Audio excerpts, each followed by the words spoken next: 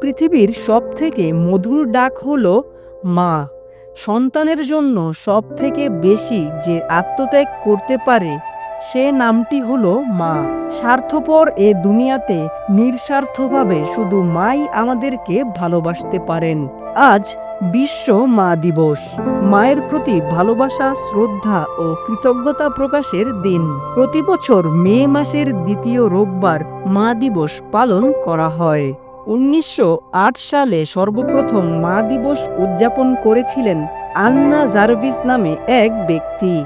যুক্তরাষ্ট্রের পশ্চিম ভার্জিনিয়ায় নিজের মায়ের প্রতি স্মৃতিরূপে এ বিশেষ দিনটি উৎসর্গ করেছিলেন তিনি। ১৯১১ সাল থেকে যুক্তরাষ্ট্রের প্রতিটি রাজ্য মা দিবস